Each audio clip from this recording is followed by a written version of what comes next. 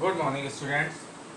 अभी हम लोगों ने पढ़ा था कि ऑर्गेनाइजेशनल स्ट्रक्चर का हम लोगों ने मीनिंग देखा था, ठीक। और साथ में अब हम स्टार्ट करेंगे टाइप्स ऑफ ऑर्गेनाइजेशनल स्ट्रक्चर, जिसमें दो तरह के स्ट्रक्चर मेन होते हैं।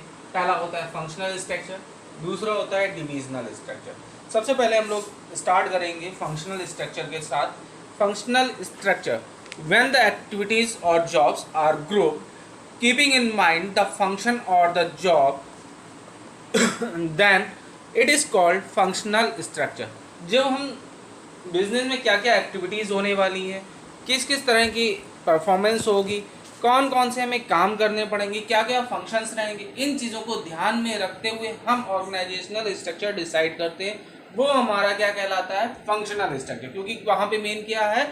फंक्शंस को हम लोग डिसाइड करके, काम को डिसाइड करके हम एक्टिविटीज़ को ग्रुप कर रहे हैं और उसी के अकॉर्डिंग अपना ऑर्गेनाइजेशनल स्ट्रक्चर तैयार कर रहे हैं। For example, all the jobs related to production are grouped in production department.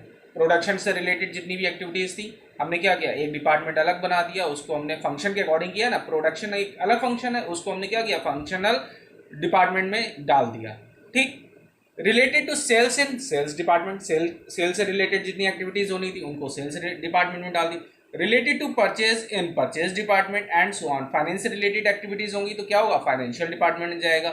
With in the department also grouping is done on the basis of specialised function. यहाँ पे ग्रुपिंग हम कैसे कर रहे हैं? जो हमारे स्पेशलाइज्ड फंक्शन है, चाहे वो सेल से रिलेटेड हो, परचेज से रिलेटेड हो, प्रोडक्शन से रिलेटेड हो, फाइनेंशियल एक्टिविटीज से रिलेटेड हो, उनको हम क्या कर रहे हैं? सेपरेट करके एक एक डिपार्टमेंट तैयार करते जा रहे हैं। Even territory wise grouping is also included in functional structure, that is north region, south region, west region, east region। Okay, उसके बाद अब हम लोग क्या करेंगे? इसके एडवांटेज देखेंगे। Occupational specialisation, first point. जब हम फंक्शनल डिपार्टमेंट के थ्रू काम करते हैं तो क्या होगा? जो जिसका काम होगा, जो व्यक्ति जिस फंक्शन में स्पेशलाइज्ड होगा, हम उसको उसी में डालेंगे। जैसे अगर हम बात करें फाइनेंशियल फंक्शन की, फाइनेंशियल एक्टिविटीज की, फाइनेंशियल डिपार्टमेंट की, तो क्या होगा? जो फाइनेंस से रिलेटेड बंदा होगा, चाहे वो सीए हो, एमबीए इन फाइनेंस हो, अकाउंट बीकॉम हो, एमकॉम हो, उसको हम क्या करेंगे? फाइनेंशियल डिपार्टमेंट में डालेंगे। सेल्स से रिलेटेड जो मार्केटिंग अच्छी करता हो, सेल्स अच्छी कर सकता हो, उसको हम सेल्स डिपार्टमेंट में डालेंगे। ओके, इसी तरह से हम डिपार्टमेंट तैयार करते जाएंगे और स्पेशलाइज्ड पर्सन उस डिपार्टमेंट में पहुंचता जाएगा। Promotes control and coordination in department due to similar activities grouped in one department, there is easy supervision and better control. जब एक जैसे काम एक डिपार्टमेंट में बना दिए जाते हैं तो हम उसको अच्छे से कंट्रोल कर सकते हैं, अच्छे से उसके ऊपर मैनेजमेंट अच्छे से अप्लाई कर सकते हैं, चीज़ें देख रेख में होंगी, ठीक। अगर हम सारी चीज़ें अलग अलग कर दें तो क्या हम उतना अच्छा सुपरविजन कर पाएंगे? कभी नहीं हो पाएगा। Increase managerial and operational efficiency. जब डिपार्टमेंट वाइज काम होने लगता है, जब फंक्शनल वे में काम होने लगता है, तब क्या होता है कि हमारा काम अच्छा होने लगता है, कॉस्ट डिक्रीज करती है, ठीक, मिनिमम कॉस्ट पे आ जाता है, ठीक, और हमारा प्रॉफिट इंक्रीज करने लगेगा। It leads to minimum duplication of efforts. जब हम डिपार्टमेंट वाइज काम शुरू कर देते हैं तो क्या होगा? डुप्लीकेशन के चांसेस कम होते हैं, रिड्यूस होते जाते हैं। Easy and effective training. अब हमें मालूम है कि एक पर्टिकुलर डिपार्टमेंट को हमें ट्रेनिंग देनी है। ऐसा नहीं है कि पूरी भीड़ इकट्ठी होकर बैठ गई और हमें उन सबको ट्रेनिंग देते जाना है। क्या होना है कि एक साथ एक एक ग्रुप एक्टिविटी के लोग बैठे हुए हैं, अब हमें उनको ट्रेनिंग देना इजी हो जाएगा, क्योंकि हमें सिर्फ उसी एक पर्टिकुलर टॉपिक में बात करनी है और वो लोग उसमें इंटरेस्ट भी लेंगे। ऐसा नहीं है कि मार्केटिंग के बंदे बैठे हम उनको फाइनेंशियल एक्टिविटीज बताने लगे, तो क्या होगा कि मार्केटिंग के बंदे इंटरेस्टेड होंगे? कभी नहीं इंटरेस्टेड होंगे, ठीक। लास्ट दिया हुआ due attention to different function. यही वही बात हो गई अटेंशन की बात करना, कि अगर सेम ग्रुप के बंदे बैठे हुए तब तो वो अटेंटिव रहेंगे, अदरवाइज वो अटेंटिव नहीं होंगे। अब आते हैं आपके disadvantage. Places less importance to overall objective of organisation. Functional structure places less emphasis on overall enterprise objective than the objective pursued by functional head. They fail to give priority to organizational interest. This may lead to pursuing departmental interest at the cost of organizational interest. जब disadvantage में क्या होता है, जब हम department wise काम करने लगते हैं तो इंसान का फोकस कहाँ होता है, सिर्फ अपने डिपार्टमेंट पे, ऑर्गेनाइजेशनल गोल का काम खत्म हो जाता है। लेकिन जब हम एक साथ काम करते हैं तो हम किस लिए काम कर रहे हैं, ऑर्गेनाइजेशनल गोल के लिए। डिपार्टमेंट वाइज क्या करेगा, अपने डिपार्टमेंट के बारे में केवल सोचेगा कि उसका काम बेटर हो, क्या चीजें आगे होनी है क्या नहीं होनी, उन पे उसका फोकस कम होगा।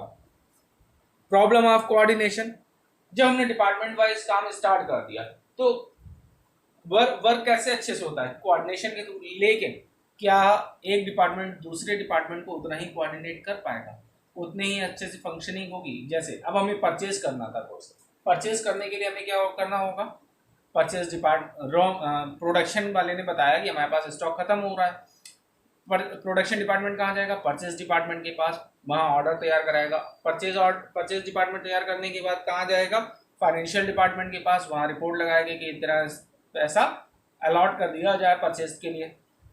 तो क्या हो रहा कि एक दूसरे पे डिपेंडेंसी बढ़ती जा रही है। अब जब डिपेंडेंसी बढ़ेगी तो क्या जरूरी है कि दूसरा डिपार्टमेंट आपका उतनी ही ईजी सपोर्ट करे, कोऑर्डिनेट करे, जितनी ईजिली हम लोग आपस में कोऑर्डिनेट कर रहे हैं। एक डिपार्टमेंट के पर्सन आपस में कंट्रोल कर रहे हैं, कोऑर्डिनेट कर रहे हैं, ऐसा होना थोड़ा टिपिकल हो जाता है। ओके, उसके बाद आता है inflexibility. The functional structure employees develop narrow perspective as they get training in one area और स्किल ओनली। क्या होता है, जब हम ट्रेनिंग की बात कर रहे थे अभी तो हमने बताया था केवल एक फील्ड के व्यक्ति बैठते हैं, उनको ट्रेनिंग दी जाती है। तो क्या होता है, नैरो सेंस हो गया कि बस वो उसी में स्पेशलाइजेशन हासिल करेंगे और बाकी की एरियाज उनके छूटते जाएंगे, बाकी एरियाज में उनको नॉलेज नहीं मिल पाएगी। जैसे मार्केटिंग वालों को फाइनेंशियल की नहीं मिल पाएगी, प्रोडक्शन डिपार्टमेंट की नहीं मिल पाएगी, प्रोडक्शन वाले को सेलिंग की नहीं मिल पाएगी। क्या हो रहा है, केवल स्पेशलाइज्ड फील्ड में ही उनको नॉलेज मिलती जा रही है। उसके बाद आता है conflict interest, conflict of interest. There can be conflict of interest between different department. Example, sales department instead of giving discount to interest sale, finance department puts objection as it will reduce the revenue. क्या होगा कि cell department ने अपनी cell increase करने के लिए discount दे दिया, लेकिन फाइनेंशियल डिपार्टमेंट क्या कह रहा है कि इससे हमारा रेवेन्यू कम हो जाएगा, रेवेन्यू कम होने पे फाइनेंशियल डिपार्टमेंट पे बर्डन बढ़ जाएगा। तो क्या होगा, एक दूसरे के बीच में कॉन्फ्लिक्ट अराइज होने लगेंगे। Difficult to fix accountability. In case of failure of organisational objective the department had blame other department, as all department are interrelated and it is very difficult to find out which department is going against the organizational goal. अब हम accountability किसी पे apply नहीं कर सकते। क्यों नहीं कर सकते, सारे डिपार्टमेंट एक दूसरे से रिलेटेड होते हैं, कहाँ फॉल्ट हुई यही जानना बहुत मुश्किल है। जैसे ही ऑर्गेनाइजेशनल गोल एक किनारे हो जाता है तो क्या होगा, लोग क्या कहेंगे कि उस डिपार्टमेंट की गलती की वजह से ये हुआ, दूसरा कहेगा उस डिपार्टमेंट की गलती की वजह से ये हुआ। तो कहाँ पे प्रॉब्लम आ रही है वो आइडेंटिफाई करना थोड़ा टिपिकल काम हो जाता है। ओके, ये तो हो गया आपका फंक्शनल स्ट्रक्चर। अब हम बात करते हैं डिविजनल स्ट्रक्चर की। When the organization is large in size and is producing more than one type of product, then activities related to one product are grouped under one department. Divisional structure में हम क्या कर, जब production जो कर रही है कंपनी वो एक से ज्यादा प्रोडक्शन कर रही है, एक से ज्यादा प्रोडक्ट का प्रोडक्शन कर रही है, तब हम क्या करेंगे, तब हम प्रोडक्ट वाइज डिपार्टमेंट तैयार करेंगे। जब हम प्रोडक्ट वाइज डिपार्टमेंट तैयार करेंगे तो उसको हम क्या कहेंगे, divisional structure. For example, if an organisation is producing soap, textile, medicine, cosmetic, etc., then all activities related to medicine will be grouped under medicine department, and all activities of textile is textile department, and so on. Divisional structure is suitable only to multi-product manufacturing large organization. Okay, अब हम इसके advantage की बात कर रहे हैं। Para दिया हुआ प्रोडक्ट स्पेशलाइजेशन। जब प्रोडक्ट स्पेशलाइजेशन का मीन्स है जब हमने जिस तरह का प्रोडक्ट बना रहे हैं तो उसी से रिलेटेड उसी के स्पेशलिस्ट उस डिपार्टमेंट में जाएंगे और कोई भी व्यक्ति उस डिपार्टमेंट में इंटरफेयर नहीं कर सकता। फास्ट डिसीजन मेकिंग कैसे, जो सोप डिपार्टमेंट है जहाँ पे केवल सोप की मैन्युफैक्चरिंग हो रही है उनको अपने से ही रिलेटेड डिसीजंस लेने, टेक्सटाइल डिपार्टमेंट में टेक्सटाइल से रिलेटेड डिसीजन लेने। तो क्या हो रहा है, डिसीजन मेकिंग फास्ट होती जा रही है, एक दूसरे पे डिपेंडेंसी कम है। नेक्स्ट आता है अकाउंटेबिलिटी। जब हमने डिपार्टमेंट बना रखे हैं तो जिस प्रोडक्ट पे फेलियर होगा या फिर जहां पे कोई प्रॉब्लम अराइज होगा वही व्यक्ति उसके लिए रिस्पॉन्सिबल होगा, तो हम अच्छी तरह से अकाउंटेबिलिटी असाइन कर सकते हैं या बता सकते हैं। Flexibility, fast decision making leads to flexibility. जब हम डिसीजन लेने के कैपेबल होंगे, फास्ट डिसीजन ले सकते हैं, तो हमारी फ्लेक्सिबिलिटी बढ़ जाती है। नेक्स्ट आता है expansion and growth. New department can be added without disturbing existing department. हम क्या कर सकते हैं, हम अगर हमें कोई नया डिपार्टमेंट ऐड करना, नया प्रोडक्ट कोई बनाना, तो हम इजीली नई यूनिट लगा सकते हैं, क्योंकि हमें दूसरी यूनिट पे उसको कोई प्रॉब्लम नहीं आएगी, कोई हैम्पर दूसरी यूनिट नहीं होगी। डिसएडवांटेज क्या है, मोर रिसोर्सेज रिक्वायर्ड। अब अलग अलग डिपार्टमेंट तैयार हो रहे हैं तो क्या होगा, ज़्यादा रिसोर्सेज हमें चाहिए होंगे, ज़्यादा मशीनें चाहिए होंगी हर डिपार्टमेंट के लिए अलग। भले ही एक मशीन दो डिपार्टमेंट में यूज़ हो रही हो, लेकिन जब हमने डिपार्टमेंट वाइज काम कर दिया है, अलग अलग सेपरेट यूनिट बना दिए, तो हमें क्या होगा, दूसरी मशीन भी दूसरे डिपार्टमेंट के लिए चाहिए होगी, तो हमारे पास क्या होगा, रिसोर्सेज ज़्यादा हमें चाहिए हैं। प्रोडक्ट फोकस डिपार्टमेंट, ठीक। अब क्या होगा, each department focus on their product only, उसे दूसरे डिपार्टमेंट से कोई मतलब नहीं रह जाता।